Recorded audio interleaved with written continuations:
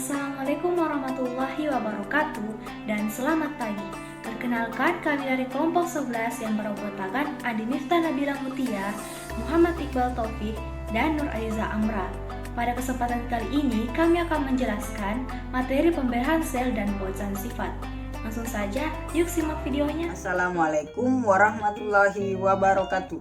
Perkenalkan, nama saya Muhammad Iqbal Taufik dengan NIM H0512111072. Saya akan menjelaskan bagaimana cara pembelahan sel.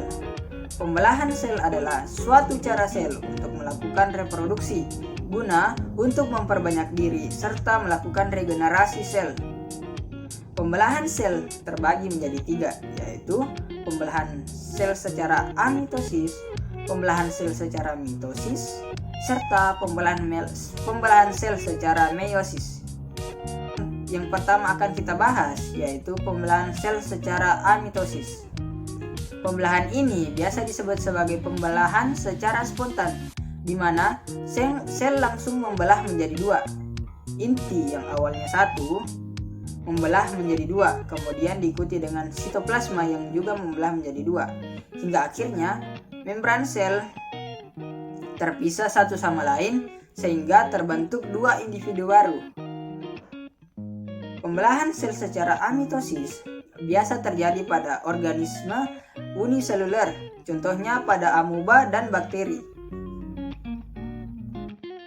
Kemudian siklus sel. Sebelum pembelahan sel mitosis maupun sel meiosis, ada yang namanya tahap persiapan, yaitu interfase. Dalam siklus sel terdiri dari interfase dan fase pembelahan. Pada interfase terbagi menjadi tiga tahap, yaitu tahap G1, tahap S, dan tahap G2, dan merupakan tahap paling panjang dalam siklus sel. Pada interfase yang terjadi adalah fase G1 adalah fase pertumbuhan dan perkembangan sel serta organel-organelnya. Kemudian dilanjutkan lagi dengan fase S, yaitu sintesis. Di sini terjadi replikasi atau penggandaan DNA. Kemudian yang terakhir adalah fase G2, yaitu tahap akhir persiapan pembelahan sel. Mitosis adalah pembelahan sel yang terjadi pada sel-sel tubuh atau sel somatis. Pembelahan sel ini untuk mendukung pertumbuhan dan regenerasi sel terbagi menjadi 4 tahap, yaitu profase, metafase, anafase, dan telofase. Profase adalah tahap di mana kromatin memadat dan menebal sehingga terbentuk kromosom. Kemudian kromosom ini menggandakan lengannya membentuk sister kromatid. Kemudian sentriol akan berpisah menuju kutub yang berlawanan sehingga membran inti menghilang. Kemudian metafase. Kromosom-kromosom yang mempunyai sister kromatid masing-masing sentromernya terikat pada benang spindle dan benang spindle mengatur posisinya berjajar satu-satu di bidang tengah atau bidang ekuator. Yang ketiga, anafase.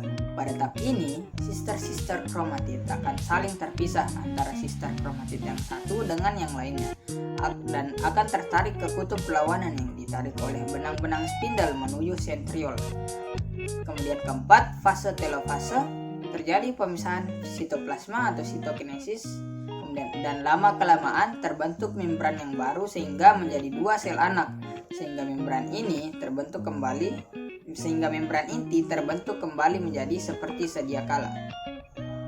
Hasil dari pembelahan sel secara mitosis ini adalah berupa dua sel anakan yang diploid serta memiliki kromosom yang sama dengan sel induknya. Yang ketiga, meiosis. Pembelahan ini terjadi pada proses pembentukan sel-sel gamet atau sel kelamin. Terbagi menjadi dua tahapan, yaitu meiosis 1 dan meiosis 2. Pada meiosis 1 ada interfase, profase 1, metafase 1, anafase 1, dan telofase 1. Sedangkan pada meiosis 2 ada profase 2, metafase 2, anafase 2, dan telofase 2. Tahap-tahap pembelahan meiosis sebagai berikut. Pertama, profase 1. Profase 1 terbagi menjadi 5 bagian, yaitu tahap pertama leptoten, kromatin menebal membentuk kromosom. Kemudian yang kedua, sigoten, yaitu kromatid mengganda. Kemudian yang ketiga, pakiten, kromosom homolog saling melekat dan membentuk tetrat. Kemudian yang keempat, diploten, terjadi proses pindah silang atau crossing over. Kemudian yang kelima, setelah crossing over selesai, membran inti menghilang. Fase kedua yaitu metafase 1. Pada metafase 1, kromosom homolog berbaris berpasangan di bidang ekuator, berbeda dengan metafase pada mitosis yang hanya berbaris satu-satu. Kemudian anafase 1, kromosom homolog terpisah dan ditarik oleh benang spindle menuju kutub yang berlawanan. Kemudian yang keempat, telofase 1, terjadi sitokinesis. Kemudian menghasilkan 2 sel anak, tetapi masing-masing sel anak hanya memiliki setengah jumlah kromosom dari induknya.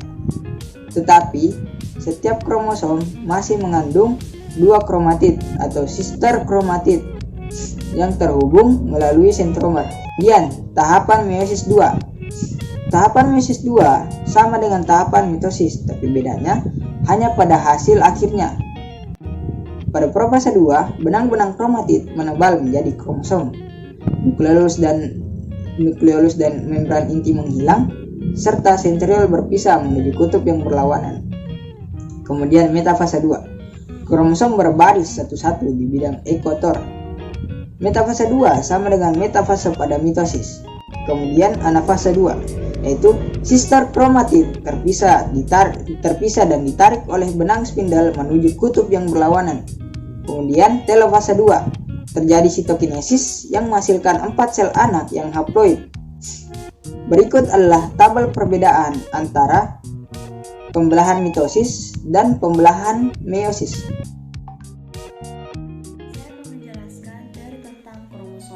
Kromosom merupakan materi genetik yang berada dalam inti sel atau disebut juga dengan nukleus dan akan terlihat pada waktu membelah. Kromosom merupakan struktur di dalam sel berupa deret panjang molekul yang terdiri dari satu molekul DNA dan berbagai protein terkait yang merupakan informasi genetik suatu organisme. Nah, yang pertama ada struktur kromosom. Nah, struktur kromosom yang pertama terdapat kromatid. Kromatid adalah salah satu dari 2 lengan hasil replikasi kromosom. Kromatid masih melekat satu sama lain pada bagian sentromer. Istilah untuk kromatid adalah kromonema. Yang bagian kedua terdapat kromomer. Kromomer adalah penebalan-penebalan pada kromonema. Kromomer ini merupakan struktur berbentuk manik-manik yang merupakan akumulasi dari materi kromatid yang terkadang terlihat saat interfase. Kromomer sangat jelas terlihat pada kromosom politen. Nah, yang bagian ketiga terdapat sentromer. Sentromer adalah daerah konstriksi atau lekukan primer di sekitar pertengahan kromosom. Pada sentromer terdapat kinetokor. Kinetokor adalah bagian kromosom yang merupakan tempat pelekatan benang spindle selama pembelahan inti dan merupakan tempat melekatnya kromosom. Nah, yang bagian keempat yaitu lekukan kedua. Pada beberapa kromosom terdapat lekukan kedua yang berada di sepanjang lengan dan berhubungan dengan nukleolus. Oleh karena itu, lekukan kedua juga disebut dengan non atau nuclear organizing regions. Yang bagian kelima terdapat satelit. Satelit adalah bagian kromosom yang berbentuk bulatan dan terletak di ujung lengan kromatid. Satelit terbentuk karena adanya konstriksi sekunder di area tersebut. Perlu diketahui, tidak semua kromosom memiliki satelit. Nah, yang bagian keenam yaitu telomer. Telomer merupakan istilah yang menunjukkan daerah terujung pada kromosom. Telomer ini berfungsi untuk menjaga stabilitas bagian terujung kromosom agar DNA dari tersebut tidak terurai. Bagian kromosom berdasarkan letak sentromer. Yang pertama terdapat metasentris. Pada metasentris, sentromernya terletak di tengah kromosom, sehingga kromosom terbagi menjadi 2 lengan sama panjang dan mempunyai bentuk seperti huruf V.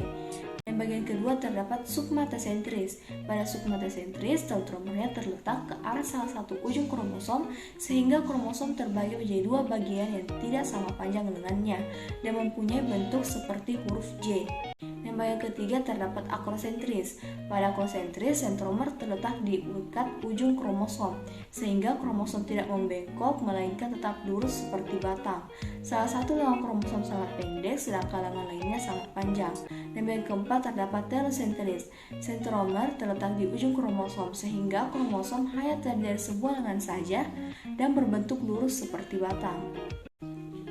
Jumlah kromosom. Karena kromosom berpasangan, maka jumlah kromosom pada sel soma dan bakal sel gamet atau disebut juga dengan gametogonia senantiasa genap. Setiap individu anggota spesies mempunyai jumlah kromosom yang tetap dan khas. Contohnya, Homo sapiens mempunyai 46 kromosom atau 23 pasang dalam setiap sel soma atau bakal sel kelamin. Materi selanjutnya adalah pewarisan sifat atau hereditas. Penurunan atau pewarisan sifat-sifat dari orang tua kepada keturunannya melalui gen disebut hereditas. Mekanisme pewarisan sifat mengikuti aturan-aturan tertentu yang disebut pola-pola hereditas. Terdapat beberapa istilah dalam mempelajari pola-pola hereditas, yaitu yang pertama, parental. Parental adalah induk atau orang tua. Parental disingkat huruf P besar. Yang kedua, filalial.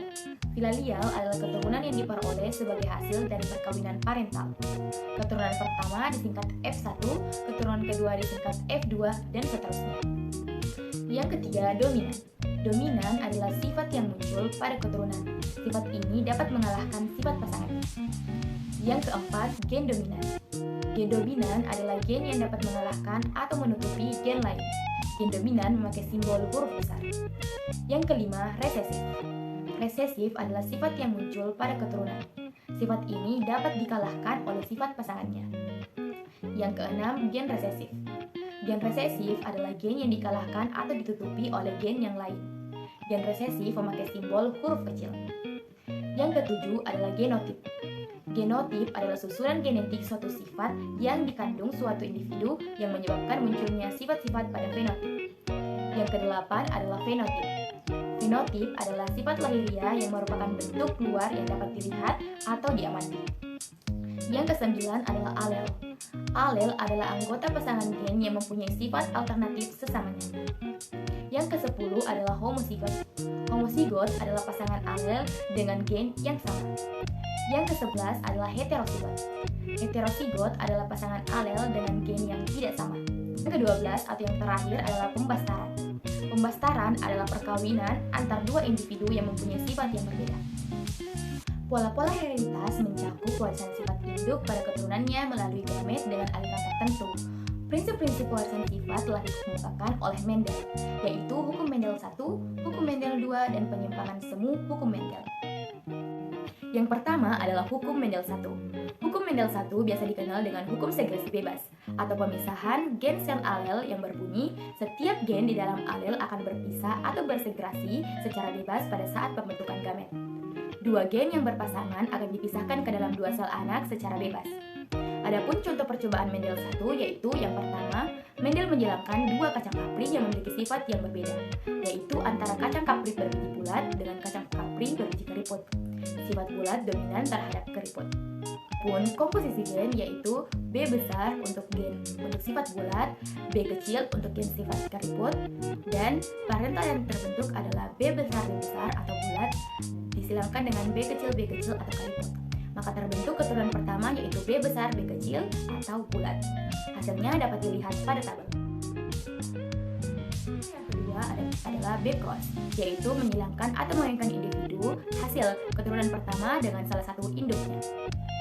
Maka parentalnya adalah B besar atau bulat, silangkan dengan B kecil atau keriput, dengan keturunan pertama yaitu B besar B kecil atau bulat. Maka B cross yang pertama adalah B besar B kecil atau bulat disilangkan dengan B besar atau bulat. Dapat dilihat pada tabel, hasil B cross adalah 100% bulat. Yang kedua adalah persilangan antara B besar B kecil atau bulat silangkan dengan B kecil atau keriput. Dapat dilihat pada tabel, hasil B cross adalah 50% keriput dan 50% bulat. Contoh yang ketiga adalah sifat intermediate. Intermediate adalah penyilangan dengan satu sifat beda yang mana sifat dominan tidak mampu menutupi sifat di antara keduanya. Persilangan pada kasus intermediate terjadi apabila sifat dari kedua gen sama-sama kuat. Jadi tidak ada gen yang bersifat dominan ataupun resesif. Contohnya adalah persilangan antara bunga mawar merah dengan simbol M besar dan bunga mawar putih dengan simbol M kecil yang sama-sama mempunyai sifat dominan. Maka keturunannya akan menjadi warna merah muda atau M besar M kecil. Yang kedua adalah hukum Mendel 2. Hukum Mendel 2 berbunyi, setiap gen di dalam gamet akan bergabung atau berresortasi secara bebas pada saat pembentukan individu baru.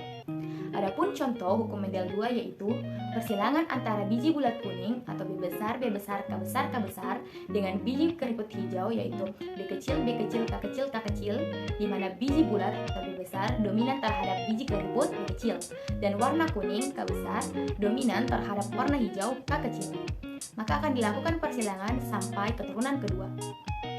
Adapun parentalnya yaitu B besar, K besar, K besar, dan B kecil, K kecil, K kecil.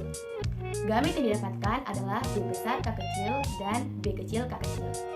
Maka didapatkan keturunan yang pertama yaitu B besar, B kecil, K besar, K kecil. Parental yang kedua yaitu persilangan keturunan pertama dan kedua, yaitu B besar, B kecil, K besar, K kecil disilangkan dengan B besar, B kecil, K besar, K kecil. Maka gamet yang didapatkan adalah B besar, K besar, B besar, K kecil, B kecil, K besar, dan B kecil, K kecil disilangkan dengan B besar, K besar, B besar, K kecil, B kecil, K besar, dan B kecil, B kecil. Dapat dilihat dari tabel yang tertera.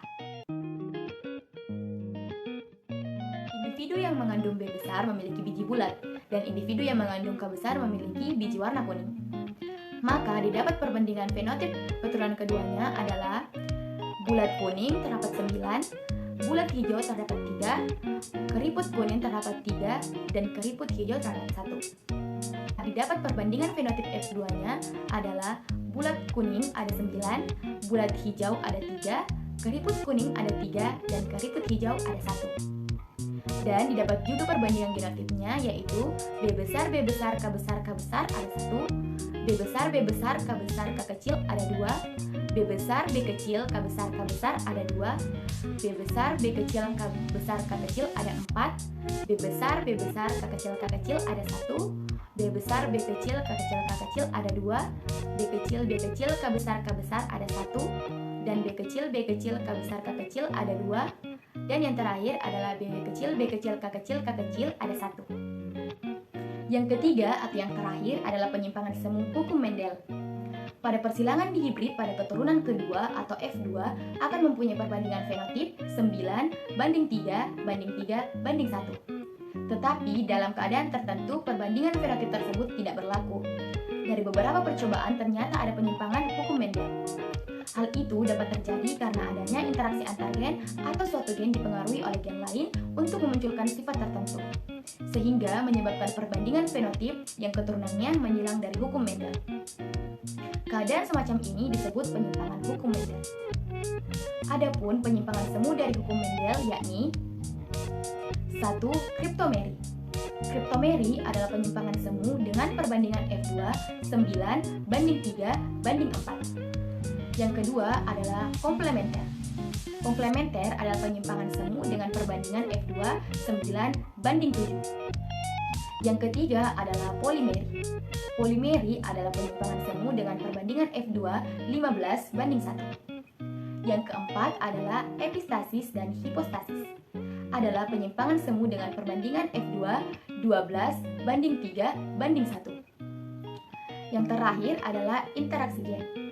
Interaksi gen adalah penyimpangan semu dengan sifat baru yang berbeda dengan kedua induknya. Dengan hasil F2 yaitu 9 banding 3 banding 3 banding 1.